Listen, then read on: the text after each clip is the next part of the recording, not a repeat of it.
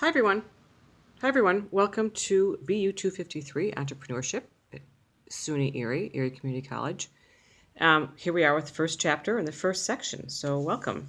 The first section of the book is basically laying the groundwork for small business. And the first chapter we're going to talk about is 21st century entrepreneur. So, this goes along with the textbook and also with the notes that I've posted online. And as always, if you have any questions, please give me a call. My information or email me. My information is on the syllabus. Okay, here we go. So why do you want to start a business? There are lots of different reasons that, in terms of why people want to start a business. And just as many reasons as there are individuals who do start a business. So it could be a lifelong dream. It could be some unemployment. It could be a desire to be your own boss, and all sorts of different ones. You might see a need that you want to fill, and many of the firms that are successful, many of those firms are very successful and really are an essential part of an element of the economy. So when you're thinking about why you're going to start a business, there's lots of different reasons, and don't be limited to them. The other thing that's important is the role of small businesses in society. 99% of all businesses in the United States are small businesses. We're going to talk later about how you define what a small business is, but they really are the backbone of the economy. Almost half of all private sector employees, which means anyone who doesn't work for the government, are employed by small businesses. And they have a significant export value in terms of when you export a good out of the country, then we're bringing new money back into the country, which is important for our economy and our economic growth. So one integral part to any small business owner is the SBA, the Small Business Association, which is formed by the Small Business Act in the mid-1950s. And it provides assistance and help and all sorts of different information for organizational development and that kind of thing for small businesses. It's a place for people to reach out to a small business so they don't feel quite so alone. All right, so there's Fortune 500, which I assume is a list most of you are familiar with. If not, I suggest Googling it. You can see it's the 500 largest, based on sales, largest 500 companies in the U.S., and then they also do a global one. So the important thing to remember about this is that all of those Fortune 500 companies started out with someone's entrepreneurial dream, which is an important thing important way to frame the companies. Now, not every small business is going to turn into be listed on the Fortune 500, but it is not out of the realm of possibility. One thing that I'm going to go back to, there are lots of different kinds of entrepreneurs out there. You can say, for the Fortune 500 ilk, there's Henry Ford, Frank Perdue, Mark Zuckerberg, Bill Gates, all sorts of different kinds of entrepreneurs out there, but who could turn into large companies. Okay, so in accounting, I think you talk about this. We also talk about it in marketing. It's this idea of economies of scale, which is one benefit that large businesses really have. So if you remember from marketing and also from accounting that total cost is fixed cost versus variable cost equals total cost. And the per unit cost decreases based on numbers produced. So this is something that really helps large businesses. That's one of the things that's really put Walmart, that they're able to buy things in such large bulk that they can drive the price down from their suppliers. So that's one thing that small businesses can't take advantage of. However, one thing that small businesses can do that large businesses can't do is this idea of being able to quickly and effectively assist and change and provide customer service and assist their customers and be nimble. Nimble is a word that we hear a lot in business. The idea of flexibility and nimbleness. And that's something that is equally as important, maybe if not as important, as economies of scale. So there's a few things that are super important for an entrepreneur. One is that you have to be able to have a good sales model. It's one thing to have big sales the first year, but you need to sustain those sales to sustain the business. So you might have a great year, your first year out, or your second year out, but if you don't have a plan to maintain that for the next 5, 10 years, you're kind of sunk in the water. You also need to have good profit margins, which means that if you, back to this whole idea of, the fixed cost and the variable cost equals the total cost, and then you have to have a markup so that you make enough money that you can invest back in the business, pay your employees, pay yourself, that kind of thing, and have a little bit of a cushion. So that's important. Operating profit margins are important, and also being properly financed. So you have to have enough resources to help you out and keep you maintained. So we're going to talk about all these things later on in the semester. So really the best way to survive and thrive is to thoroughly plan and lay a solid basis for the business, and that includes having plans for the sales generation and that kind of thing. We're going to talk a little bit more about that even today when we come up with a business plan. Okay, so we're going to look a little bit of the, look at a graphic in a minute, but brief history of entrepreneurial businesses in the United States. Really until the mid to late 19th century, most businesses were small. Almost all businesses were small, really, until the mid 1880s. And then came the era of the robber barons and industrialization, and the number of large businesses certainly increased. It didn't necessarily the industrialization and the robber barons didn't necessarily harm small business.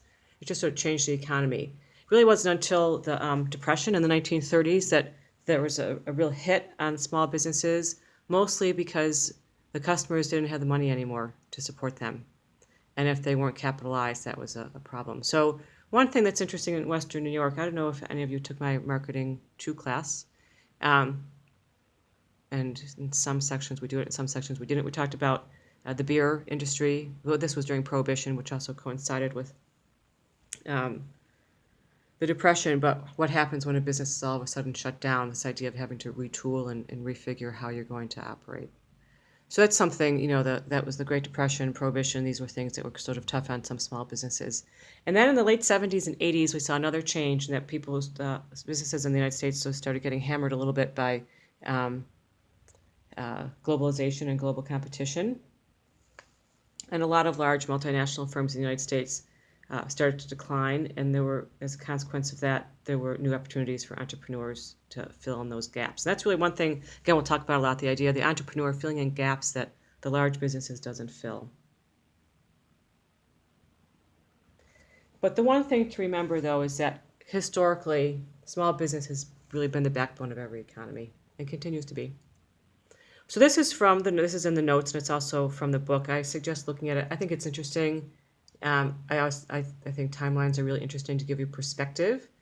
And so it ends in 2004 with Facebook being founded, and it starts in 1700 with the founding of J.E. Rhodes and Sons, which is America's oldest continuing business. And interlaced in there are things that are happening, culturally in terms of Revolutionary War, the Transcontinental Railroad being completed, the completion of the Erie Canal, which in 1825, which really is what made Buffalo what Buffalo was, the stock market crash, that kind of thing. It's just interesting to spend some time looking at it to see our place where we are in historical terms. So there are the one big benefit and huge advantage of owning your own business is that it provides the business owner, the entrepreneur, to be the boss. And we're going to talk in chapter 2 about some essential elements for being the boss and for having owners and having the right owner and that kind of thing. But owners also need to recognize that they're not the only people involved, and that there are other stakeholders that need to be responsible to those stakeholders. Everyone's got to serve somebody, and they are going to impact the success of your business. They might include your suppliers, your customers, your employees, your people who are giving you financing, that kind of thing. All those people are critical for your success, and there's a lot of rewards for owning a business, and they really extend far behind the financial. There's a lot of personal satisfaction, but the financial rewards can really be terrific. More than half of the millionaires in the United States are entrepreneurs. And so that's something to aspire to. Many of the other entrepreneurs are people who've done well in business and businesses or professionals as well. Doctors, lawyers, accountants, that kind of thing. So how does society benefit from businesses? And there's a lot of different ways, and since we now know that there are so many of the businesses, the vast majority of businesses are small businesses, it's important that they play a role in their local community and in society in general. So it can really change the economic success of a community, a region, a state. And as a consequence of that, civic leaders really look up to business leaders to promote economic growth. New businesses create jobs and provide a growing tax revenue base, and they can also revitalize a city's economy. Entrepreneurial businesses act as a catalyst for societal change in other ways as well. They fill market niches left open by larger corporations because they're more, as we talked about before, they're more flexible and nimble and willing to pursue a wider range of opportunities and might be more willing to take a chance than a larger organization. And entrepreneurial businesses provide more than just jobs. They also provide a means to meet the varied demands individuals face in society. So this idea, again, people might be frustrated by the inflexibility of larger corporations, and so small businesses allow people to meet those demands. The one thing that's important is that women are the largest single group of new business founders. There are also things, that in terms of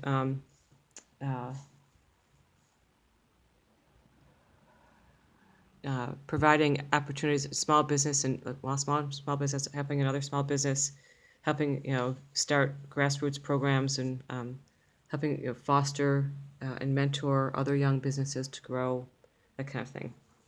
These are all really important roles. Having a real face to a project, maybe a grassroots garden or some kind of after-school program or something like that a small business might sponsor, adds to the fabric and the quality of a community. So again, this is something that you've talked about in some of your other classes. The World Bank provides microloans to small businesses, small and medium-sized enterprises, and as a result of that, the number of small businesses around the world is increasing. The World Bank is an interesting organization, and really worth, if you are interested, to looking into that. That really help a lot of developing countries and developing nations. So let's see, this idea of identifying or defining what is an entrepreneurial business. So people typically associate small and entrepreneurial businesses together. And so generally speaking, the government considers any business that has less than 500 employees to be a small business. So whereas in the European Union caps that number at 50. So 500 people, for the purpose of our class, 500 people is kind of a lot of people for a business. So it might not necessarily be considered a small business, but it also depends upon the industry. That for some places you need to have, if you're comparing, in the steel business, for example, you need a lot of employees, so you might have more. Whereas if you're in advertising, you might not need as many people. So it depends. It depends upon the industry. It depends upon the company, and it's something that you kind of be a little bit flexible. So it could be 50, 500, and you could have a company that has 10 employees but plays a very big role. So you have to kind of be flexible about that. So. And there's a bunch of different terms multiple different terms that can be used to refer to the same types of businesses, including entrepreneurial businesses, small businesses, sometimes small to medium-sized businesses are SMBs or SMEs, and family businesses. So they're all pretty much the same. We're going to kind of use them sort of somewhat interchangeably, but just to know that there are these different terms you can refer to them as. Okay, and some can be both. Family business could be a small business enterprise, so you have to, just be flexible on that. All right, so the venture capital. Venture capital is something that we talk about. It's become a little bit more popular in the past, say, 20, 25 years. And we're going to essentially, in this class, talk about venture capital firms and venture capital startups and entrepreneurial firms. So the classifications and terms can vary. We're really going to, as I said, focus on these two categories: venture capital backed and entrepreneurial firms, which are which I said are the focus of the class. So venture capital startups are those formed as high growth, often high tech ventures, and can be characterized by the following descriptions. They're well funded with venture capital or angel investment. We're going to talk about that. These are investors who provide capital to the startup in exchange for ownership in the firm, that may be as high as 50% of the company in some instances. And without the other thing too that's important to remember is that without these investors, it would be virtually impossible to begin the type of company that these people want to start, that these entrepreneurs want to start. They're formed with a harvest plan. So what's a harvest plan? It's a plan basically to exit the business, so the investors, when they go in, they know when they're going to get out. But they know the timeline, or they know the goals they're going to have to reach, the company's going to reach. So as a result of the harvest plan, the firms are usually organized to grow quickly and as quickly as possible and with heavy debt. Many are harvested before they even achieve positive net cash flow. They've developed an organizational structure. They have a developed organizational structure. Sorry about that. And they often hire an experienced president to grow the company. And they tend to develop operations in multiple locations soon after the startup. So they have a plan in place. These are professionals who come in. Someone might have a great idea, but just because you have a great idea for some new product doesn't mean you know how to run a business or organize a business, and the venture capital will help you do that. And finally, inherently, they're really risky operations, and they usually employ a large number of people. But it's a good idea, something that's a good idea that people feel that's worth investing in. Okay, so entrepreneurial firms, on the other hand, it's the second category. It's the more common type, and really the more focus of this text. It's the entrepreneurial firm, and it's defined by the text and by this class and the textbook we're using. It's defined by these characteristics. The startup is self-funded or closely funded. The development plan is oriented around positive cash flows. The management structure is designed to take advantage of the skills of the founder or the founders. The operation is designed in the image of the founder or the founders. The business is oriented towards the personal goals of the founders, or the founder or founders. The number of employees may be 0 or as few as 1, and typically would not be expected to grow more than 50 to 100. So it's much more, it's a smaller focus. It's, the venture capital based one is a big company. It's a little bit smaller. The entrepreneurial firm might grow into something greater, but it's a little bit more, there's more control for the original person. All right, so there are, we talk about different business plans, and the business plan is like a roadmap, really, and business plan is very important. Eventually, you will focus on that. So there are two different types of business plans. So that's really a critical difference between the entrepreneurial business and the venture capital backed firm. So the size and the one business is the size and the detail of their initial business plans. So the entrepreneurial firm generally develops a business plan as a promotional tool to be sent to venture capitalists and other potential investors. An entrepreneurial business develops a business plan as a guide. The one entrepreneurial firm is going to send it to a venture capitalist as a promotional tool. But the other type of entrepreneur is going to use it as a business plan or a roadmap, going forward as to what their 2-year plan, 3-year plan, that kind of thing. So it's something to refer back to. And a lot of venture businesses hire professional consultants to develop their plans. But usually the entrepreneurial business develop their own plan as part of the process. A lot of times too, that entrepreneur will bring that in, to the bank to get a business loan, that kind of thing.